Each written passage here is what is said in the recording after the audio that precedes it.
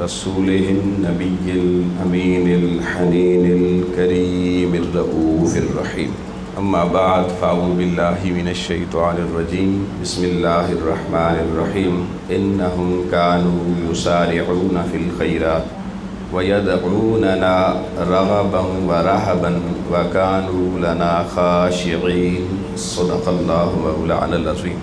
مولاي صل وسلم دائما أبدا على حبيبك خير الخلق كلهم. رب العزت کے نام سے ابتدا، جو ساری کائنات کا پالنہار ہے، اور کائنات کی ہر زیرو کا درود و سلام حضور سید الکونین صلی اللہ علیہ وسلم کی حضور اور قیامت تک آنے والی آپ کی جمیع آل پاک کے حضور، جن کا توسل اور جن کا تصدق ہمارے ایمان کی سلامتی کا ضامن ہے. احباب گرامی قدر، میں نے قرآن مجید فرقان حمید کی سورہ انبیاء 21ویں سورہ اور آیت نمبر 90 کا کچھ حصہ آپ کے سامنے میں نے تلاوت کیا ہے. اللہ پاک نے ان الفاظ سے پہلے پچھلی آیات میں اور اس آیت کے بھی ابتدا میں اپنے کامل انبیاء کرام کی سوانح کا ذکر کیا اور ان کے مقام اور مرتبے کا بیان کر کے پھر ان کی وہ خوبصورت صفات جو اہل ایمان کو اللہ پاک عطا کرتا ہے، ان صفات کاملہ کا ذکر فرمایا. اور پہلی چیز ارشاد فرمائی کہ اللہ کے جو کامل بندے ہوتے ہیں، اہل ایمان ہوتے ہیں، ان کی نشانی یہ ہوتی ہے کہ ہر مومن بندہ جو ایمان کی وادی کا مسافر بن جاتا ہے،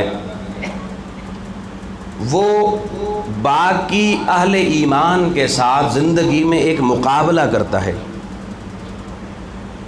اور مقابلہ اس قدر سخت کرتا ہے کہ اپنے باقی اہل ایمان ساتھیوں سے اس مقابلے میں آگے بڑھ جانے کی کوشش کرتا ہے. بھئی بڑی توجہ طلب یہ بات ہے کہ کمپٹیشن کا ذکر ہو رہا ہے. وہ کمپٹیشن کیا ہے، وہ مقابلہ کیا ہے جس میں ہر مومن دوسرے مومن سے، ہر ایمان والا دوسرے ایمان والے سے آگے نکلنے کی کوشش کرتا ہے. تو اللہ پاک نے فرمایا اہل ایمان کی علامت اور نشانی یہ ہوتی ہے کہ وہ نیکی کے کام میں باقی دنیا سے آگے بڑھ جانے والے ہوتے ہیں.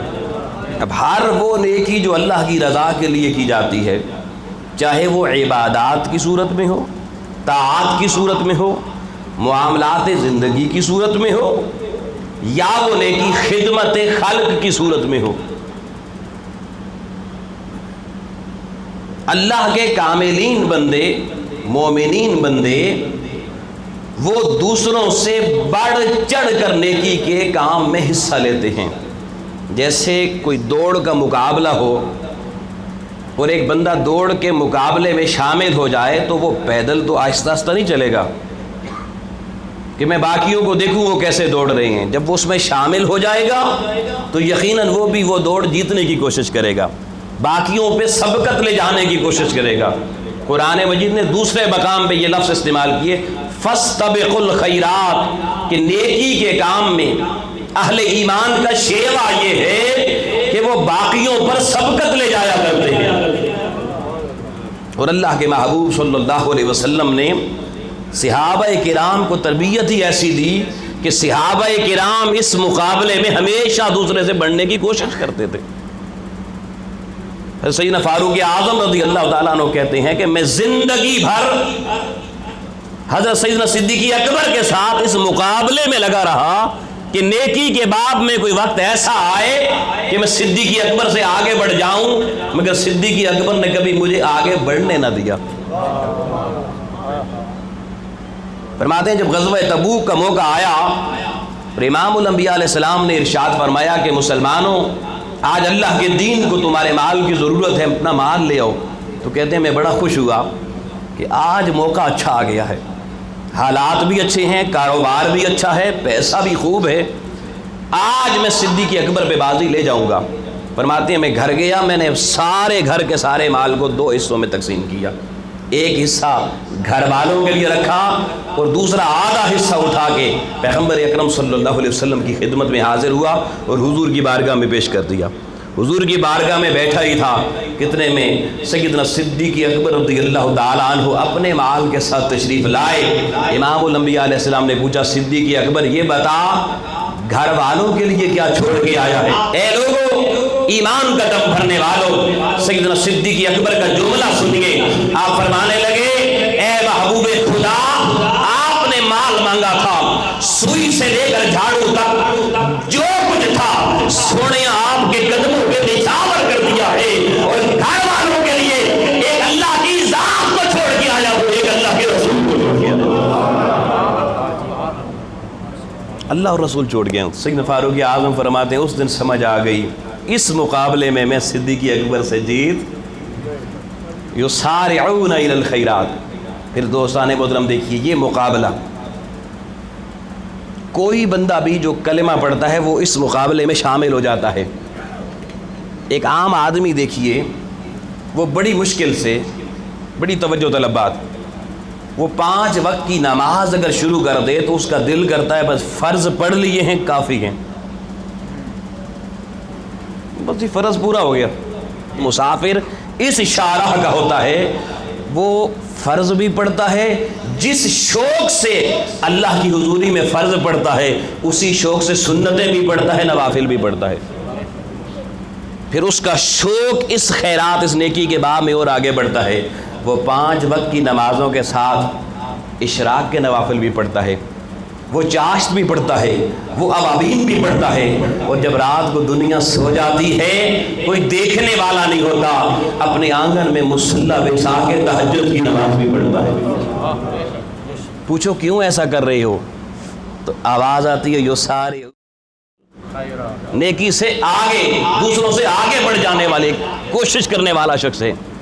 پھر ایسا شخص اگر قرآن کی تلاوت شروع کرے، عام بندہ اگر اس کو سپارہ پکڑا دینا کسی ختم پہ تو کبھی سجے دیکھتا ہے کبھی کھبے، کوئی بندہ فارغ مل جائے اس پلو تو پڑھی سجے پلو، کھبے پلو گاری سب تو سی پڑھے، ایسا ہی ہوتا حضور۔ مگر لوگوں جو اللہ کی اس راہ کا مسافر، ایمان کی وادی کا مسافر بنتا ہے، اس کا عالم یہ ہوتا ہے کہ سپارہ پڑھ کے بھی جی نہیں بھرتا، کہنا ذرا دوجا بھی پکڑاؤ جی، دوجا ختم ہوئے تو تیجا بھی لے آؤ۔ پھر سپارے ختم ہو جاتے ہیں، پھر فجر کی نماز پڑھتا ہے، نماز پڑھ کے مسجد سے دوڑ لگا کے گھر نہیں جاتا، رب کا قرآن کھول کے سورہ یاسین پڑھنا شروع کر دیتا ہے۔ مغرب کی نماز پڑھنے آتا ہے، نماز پڑھ کے اوابین شروع کرے گا، اوابین ختم کر کے سوچے گا یار عشاء میں تھوڑا سا وقت رہ گیا ہے، اب وہ قرآن مجید کی سورہ واقعہ پڑھنا شروع کر دے گا، سورہ واقعہ ختم ہوگی، عشاء کی نماز پڑھے گا، نماز مکمل کر کے دل گھر جانے کا نہیں کرے گا، سورہ ملک پہ قرآن مجید کی کھولے گا اور کہے گا چلو سورہ ملک پڑھ کے چلتے ہیں۔ یہ کیا ہے؟ یہ یسارعون خیرات۔ رمضان آئے گا روزے رکھ کے یہ نہیں کہے گا یار اب تھک گئے ہیں، مولوی نے جناب بڑی لمبیاں تراویحاں پڑھائیاں، شکر جان چھٹی ہے، نہیں، عید والے دن وہ شخص غمگین نظر آئے گا، وہ کہے گا قرآن دوستی ملی تھی یار، ہائے ہائے۔ اب شوال میں کیا جی، وہ کہے گا یار 6 روزے بڑے فضیلت والے، وہ روزے رکھ رہا ہوگا۔ پھر 13 14 15 چاند کی آ جائے گی ہر مہینے، ایام 20 کے روزے سنت نبی کے مطابق رکھے گا۔ پھر سوموار کا دن آئے گا، ان یوم الاثنین والخمیس لیغفر اللہ ما لکل مسلم، ابن ماجہ کی حدیث ہے کہ 2 دن ہفتے میں ایسے اللہ ہر مومن کی بخشش فرماتا ہے، ایک سوموار کا دن، ایک جمعرات کا دن۔ ارے جمعرات آئے گی تب بھی روزہ رکھے گا، سوموار آئے گا حضور کا میلاد کی خوشی میں پھر روزہ رکھے گا۔ پھر کچھ ایسے بھی ہوتے ہیں جو اس خیرات میں اتنے آگے بڑھ جاتے ہیں کہ پھر سنت کے مطابق ایک دن روزہ ایک دن ناگا، ایک دن روزہ ایک دن ناگا، اور پیار اتنا ہوتا ہے کہ زندگی 70 سال گزر جاتی ہے، ناغے نہیں ہوتے۔ اور عزیزان محترم میں حیران ہوتا ہوں، آج بہت سی نوجوان نسل ایسی ہے، ہماری کئی بیٹیاں بہنیں ایسی ہیں، موٹاپا بہت ہو رہا ہے تو ایکسرسائز کرتے ہیں، جم میں جاتے ہیں، ورزش کرتے ہیں، دوڑ لگاتے ہیں۔ بڑے بڑے مولویوں کو بھی میں نے دیکھا ہے ریس کورس گراؤنڈ میں دوڑتے ہوئے، نامی گرامی، کیا کریں ورزش کرنے آتے ہیں، باڈی سلم رہے۔ شہروں میں جائیں پارکوں میں خواتین چل رہی ہیں، کیوں جی؟ سلم رہنے کے لیے۔ ساری زندگی ورزش کرنے سے اجر نہیں ملے گا۔ فاستبقوا الخیرات کی دوڑ میں نہیں آئیں گے، یسارعون الی الخیرات میں آگے نہیں بڑھ سکیں گے۔ لیکن اگر انہیں یہ راز سمجھ میں آ جائے کہ الصوم جنہ، روزہ اللہ کی جہنم کے آگے ڈھال بن جاتا ہے۔ ارے ایک دن روزہ رکھو، ایک دن کھاؤ پیو، تمہارا جسم بھی سلیم ہوگا، تمہیں روزے کا فیض بھی ملے گا، قیامت کو جاؤ گے باب الریان سے اللہ جنت میں پہنچا دے گا۔ دیکھیں ورزش بھی ہو گئی، سلم بھی، مقصد پورا ہو گیا، اور یسارعون الی الخیرات۔ پھر دوستان محترم آگے بڑھیے۔ مومن اپنی زبان جب کھولتا ہے تو وَإِنَّكَ لَعَلَىٰ خُلُقٍ عَظِيمٍ، اخلاق حسنہ کا پیکر بن جاتا ہے، میٹھے بول بولنے والا ہوتا ہے۔ کیوں؟ وہ کہتا ہے کہ آقا علیہ السلام نے فرمایا جس نے کسی دوسرے مسلمان سے حسن کلام کیا، اچھی زبان، میٹھی زبان بولی، میرے محبوب نے فرمایا میٹھے بول بولنے سے اللہ مرد مومن کے گناہ معاف کر دیتا ہے۔ کون سا بل آتا جی، کون سا خرچہ آتا ہے؟ اور پھر یہاں تک حضور نے فرمایا کہ مومن تو اگر کسی دوسرے مومن کو بولے بھی نہ، صرف محبت سے مسکرا کے چہرہ تک لے، وہ بھی صدقہ بن جاتا ہے۔ اور صدقہ بلاؤں کو، وباؤں کو ٹال دیتا ہے۔ ہم ورلڈ ہیلتھ آرگنائزیشن سے انڈیکیشن لے رہے ہیں، حضور فرماتے ہیں کسی وبا کو ٹالنا ہو صدقہ دیا کرو۔ حضور اسی نے بڑے کنجوس بھی ہیں، غریب بھی ہیں، کریے گی۔ حضور نے فرمایا مسکراہٹ سے خرچہ دے کوئی نہیں آندا۔ ہم نے اس باب میں بھی حدیث یاد کی، مگر عمل کس پہ کیا؟ محرموں نے نامحرموں کے ساتھ مسکرانا شروع کر دیا۔ محرموں نے، لڑکے لڑکیوں سے مسکرا کے باتیں کرتے ہیں، لڑکیاں لڑکوں سے۔ ارے شریعت نے جو حد رکھی تھی وہ توڑ دی۔ ارے تو نے مسکرانا تھا مگر اپنے ابا جی کا چہرہ دیکھ کے مسکرانا تھا، حج کا ثواب ملنا تھا۔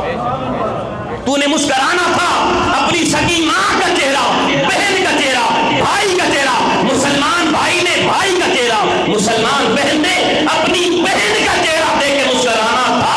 اللہ عمر حج کے ثواب بھی دیتا اور مسکراہٹ کو صدقے بنا کے وبائیں بھی ڈال دیتا۔ یہ تھا اہل ایمان کا طریقہ۔ پھر مومن سخی ہوتا ہے، مومن پریشان حال کو دیکھ لے یسارع خیرات، تڑپ اٹھتا ہے۔ وہ یہ نہیں کہتا پریشانی سکول دور لنگو پیسے نہ منگ لوے، یہ ساڑھے جی نہیں تکیرہ کو بندہ پریشان ہے، آج کل ماڑا پہ یا کورونے نے حالات خراب کر چھوڑے چوئی صاحب، وہ کہتا جی اے تو کنی مارو، سیڈ مارو، یہ ہمیں کہ متھے لگ سی نا جی غریب۔ ہماری یہ عادت ہے۔ مومن کیا کرتا ہے؟ آؤ میرے محبوب نے کیا خوبصورت ارشاد فرمایا۔ آقا علیہ السلام فرماتے ہیں کہ بنی اسرائیل میں ایک عورت ساری زندگی جس نے طوائف خانہ چلایا تھا، ساری زندگی بدکاری کا اڈا چلایا تھا، وہ جا رہی تھی، اس نے ایک کنویں پہ دیکھا چاروں طرف ایک کتا چکر لگا رہا ہے، وہ سمجھ گئی پیاسا ہے مگر پانی تک جا نہیں پا رہا۔ اس عورت نے، طوائفہ عورت نے، ساری زندگی گناہوں کی وادی میں رہنے والی لوگوں، میرے پیغمبر کا یہ فرمان ذرا دل کے کان کھول کے سننا۔ حضور نے فرمایا اس خاتون نے اپنے جوتے کی مدد سے کنویں سے پانی نکالا، اور پانی نکال کر کسی مومن کی پیاس نہیں بجھائی، کسی بندے کی پیاس نہیں بجھائی، اس نے اس پیاس سے کتے کی پیاس بجھائی۔ اللہ کو اس طوائف عورت کی کتے کو پانی پلانے کی ادا اتنی پسند آئی کہ وہ عورت مری۔ اللہ نے جہنم کے فرشتوں کو کہا پیچھے ہٹ جاؤ، میں نے اس نیکی کی صدقے اپنی بندی کی مغفرت فرما دی۔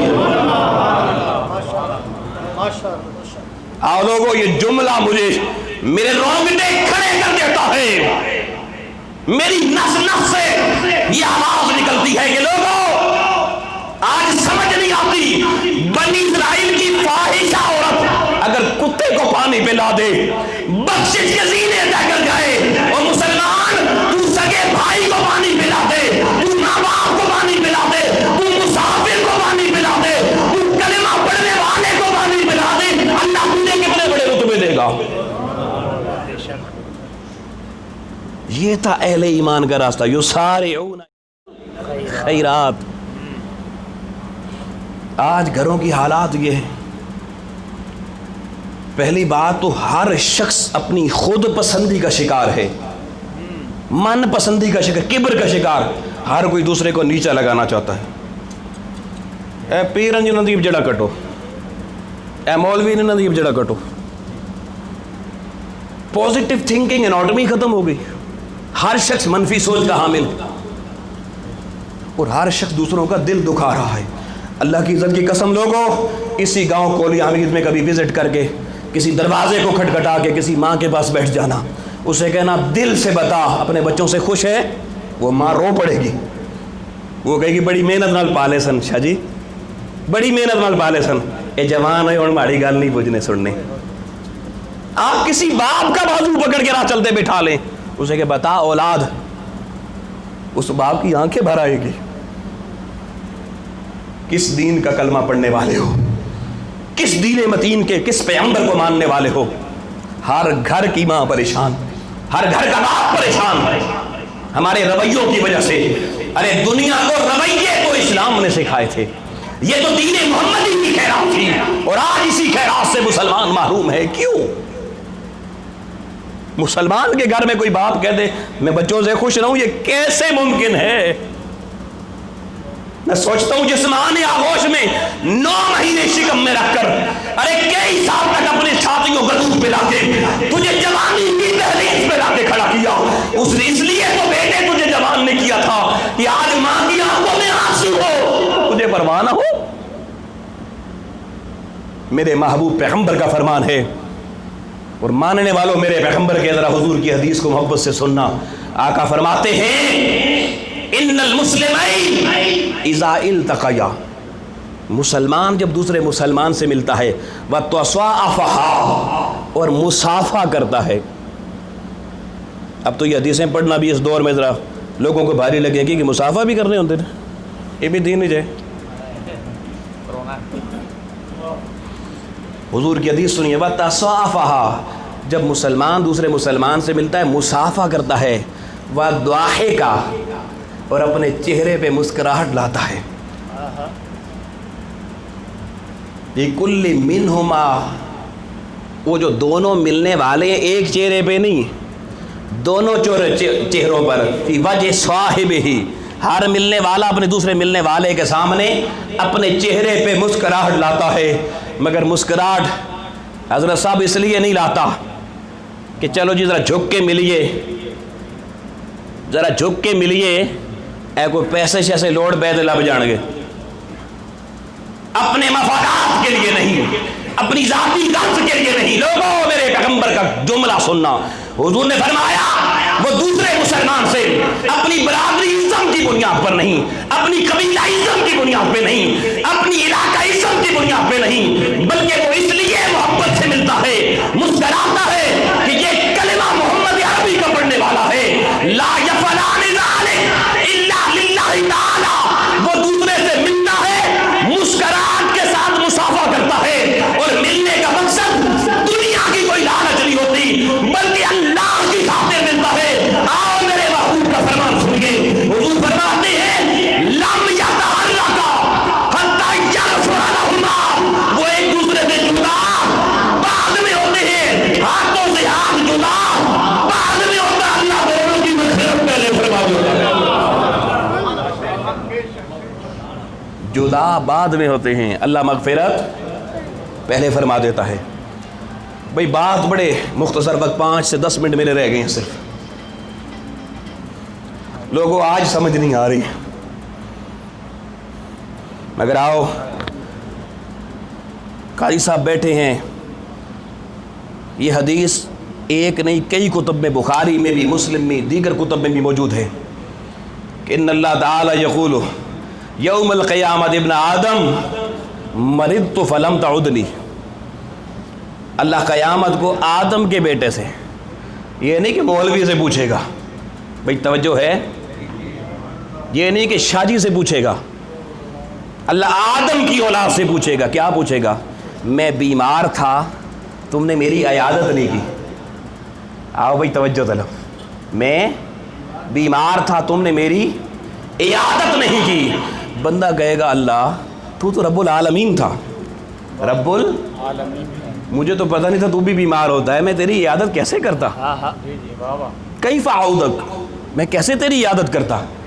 تو اللہ تعالیٰ فرمائے گا وہ جو تیرے پڑوس میں, وہ جو تیرے جاننے والا میں, وہ جو تجھے جو اچھا نہیں لگتا تھا وہ بیمار تھا, ہائے ہائے تو اس کی عیادت کو چلا جاتا, تو اس کے پاس بیٹھ کے عیادت اس کی کرتا, لوجدتنی عندہ, مجھے وہیں پہ پا لیتا.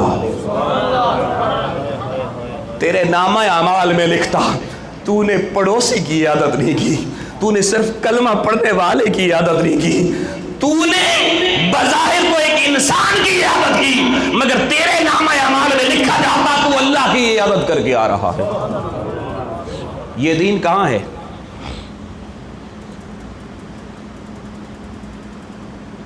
ہم او جی اسی نہیں تکن جانے جی, سانو تکن آیا سی, اسی جنازہ پڑھن بھی نہیں جانتے, ساڑھا جنازہ پڑھن آیا سی. یہ دین محمدی کی پیغام نہیں ہے. پھر اللہ کہے گا میں بھوکا تھا تو نے مجھے کھانا نہیں کھلایا, میں پیاسا تھا تو نے مجھے پانی نہیں پلایا. اللہ جی تسی بھی کھاندے پیندے سا.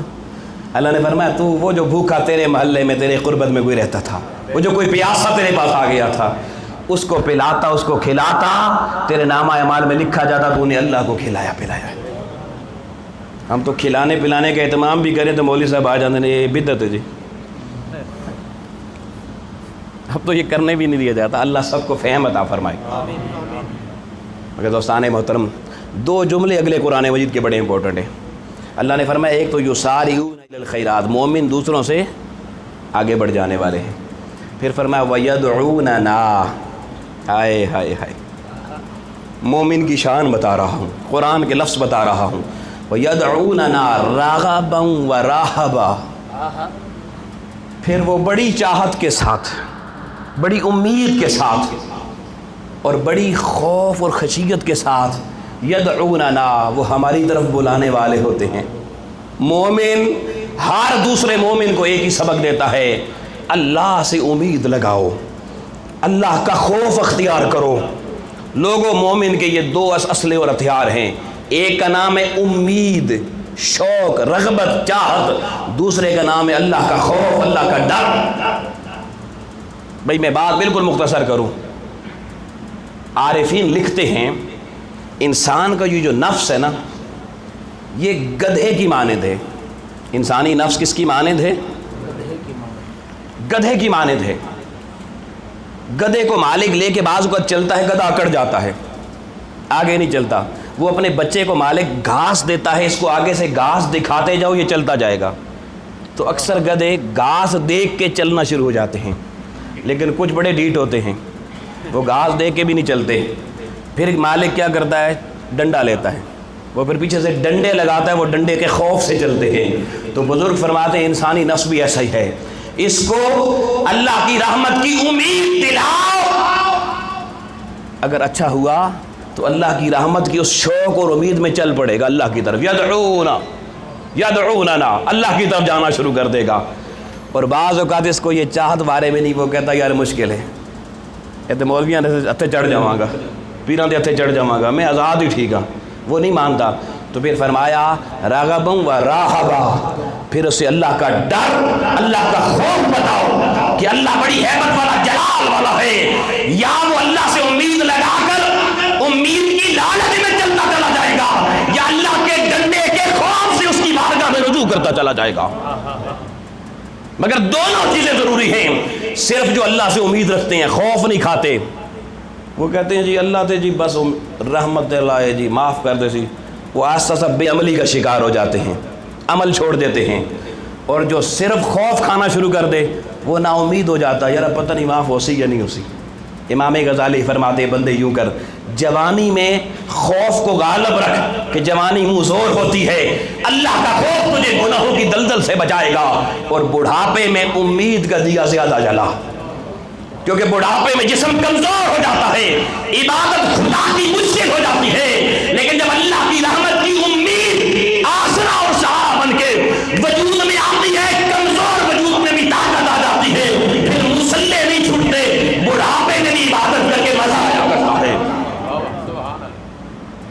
یہ دوستان محترم، آج بھی اس دنیا میں وہ لوگ موجود ہیں جو یہ رغبت، چاہت اور خوف رکھنے والی شخصیات ہیں۔ اب وقت نہیں، میں بات کلوز کر رہا ہوں، مگر میں اس 70 سال کے بزرگ کو جانتا ہوں جو 70 سال کے بڑھاپے میں جب حرم کعبہ میں آیا، میری آنکھیں اس کو دیکھ کے حیران رہ گئیں۔ جب شام کو پوچھا بابا جی کتنے طواف کیتے نے، وہ بوڑھا کہنے لگا پتر کو زیادہ نہیں کر سکے ہم، بس 70 طواف کیتے۔ میری آنکھیں بھر آئیں، میرے پاؤں میں 7ویں طواف میں چھالے پڑ گئے تھے، مگر قربان جاؤں وہ بوڑھے تیری ہمت پہ، تیرے اس شوق پر ایک طواف میں 7 چکر لگانے پڑتے ہیں۔ 70 طواف میں ضرب کر کے دیکھیں 490 پھیرے بنتے ہیں، اور ہر طواف مکمل ہونے پہ 2 نفل بھی پڑھنے پڑتے ہیں۔ 140 رکعت نفل، 490 کعبے کے پھیرے، مگر بابا رات کو رو کے کہتا ہے پتر کوئی زیادہ نہیں کر سکیا۔ پھر بھی یہ کیا ہے؟ یہ یسارعون الخیرات ہے۔ میں کہتا ہوں حافظ صاحب ایسا قرآن پڑھیں، قرآن سے محبت ہو جائے، ایسی محبت ہو جائے کہ زندگی کا اوڑھنا بچھونا قرآن بن جائے۔ ایک حافظ صاحب اتنا شوق تھا ان کو قرآن پڑھنے کا، ساری زندگی وہ کہتے تھے مولا باقی کمد اٹھا لے قرآن ہی پڑھتے رہیے، پڑھتے رہے، فوت ہو گئے۔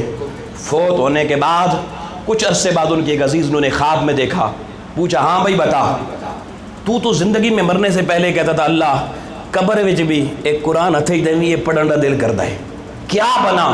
اس مرحوم حافظ نے بتایا اللہ نے دعا قبول کر لی، میں قبر میں آیا اللہ نے قرآن دے دیا، اب یہاں نہ کھانا نہ پینا نہ سونا، ہر ویلے قرآن ہی پڑھتا رہتا ہوں، ہزاروں قرآن ختم کر لیے ہیں۔ وہ جو رشتہ دار دیکھنے والا تھا خواب، اس نے حیرت سے کہا یار یہ تو بڑا اگے لگ گئے، اسی پیچھے رہ گئے ہیں، مگر حافظ صاحب نے ایک راز اور کھولا، اس نے کہا میرے ساتھ ایک ڈیل نہیں کر لیتے، سودا نہیں کر لیتے؟ پوچھا وہ کیا؟ فرمایا میں نے قبر میں جتنے قرآن پڑھے ہیں یہ آپ لے لو، اور آپ دن میں ایک بار جو تسبیح کے دانے بھی استغفر اللہ پڑھتے ہو، اللہ اکبر پڑھتے ہو، سبحان اللہ پڑھتے ہو، وہ مجھے دے دو، میرے قبر میں پڑے ہوئے سارے قرآن لے لو۔ اس نے کہا آپ اتنی بڑی دولت مجھے دے کر اس کے بدلے میں ایک اللہ کا نام کیوں لینا چاہتے ہیں؟ حافظ صاحب مرے ہوئے قبر میں رو کے جواب دیکھتے ہیں خواب میں، وہ کہتے ہیں یار یہ راز تو ادھر آ کے پتا چلا کہ دنیا کی زندگی کتنی قیمتی ہے، قبر میں قیامت تک بھی قرآن پڑھتا رہوں، قبر میں اجر نہیں ملتا اتنا اجر جتنا بندہ زندگی میں ایک دفعہ کہتا ہے سبحان اللہ، جو اجر اس کو سبحان اللہ کہنے سے ملتا ہے، قبر میں قیامت تک قرآن پڑھنے سے بھی وہ اجر نہیں ملتا۔ آج یہ زندگی ہے، دنیا کے گھر بنانے والوں بات ختم ہو گئی، تمہارے گھر ان اینٹوں سے بنتے ہیں۔ میرے حضور نے بتایا وہ مومن جو نیکی کی دوڑ میں رہ کے دنیا چھوڑے گا، ارے اس کے لیے فرشتے ان اینٹوں کے گھر جنت میں نہیں بناتے، ان کے گھر سونے کی اینٹوں سے اور چاندی کی اینٹوں سے بنتے ہیں، اور ان میں گارا اس سیمنٹ کا نہیں لگتا، اس کے اندر گارا اللہ پاک مشت و عنبر کا گارا لگواتا ہے، مشک و عنبر کا۔ اور کچھ ایسے خوش نصیب ہوتے ہیں جو اس دوڑ میں اور آگے بڑھ جاتے ہیں، ان کا جنت میں گھر پھر سونے کی اینٹوں سے نہیں، اللہ شیشے کا گھر بناتا ہے، شیشے کا گھر۔ پھر حضور نے فرمایا کچھ اس سے بھی اوپر چلے جاتے ہیں، ان کا گھر اللہ فرشتوں کو کہتا ہے نہ سونے کی اینٹوں سے، ہائے ہائے ہائے ہائے، نہ شیشے سے، ان کا گھر سرخ یاقوت کے بلا جوڑ موتیوں سے بنایا جائے، جوڑ بھی کوئی نہ ہو۔ انگوٹھی میں کسی نے یاقوت پہنا ہوا نا، روبی جس کو کہتے ہیں پتھر، تو بندہ دوسروں کو دکھاتا ہے مولوی صاحب تکے جی بڑا سونا لگتا ہے کہ نہیں لگتا؟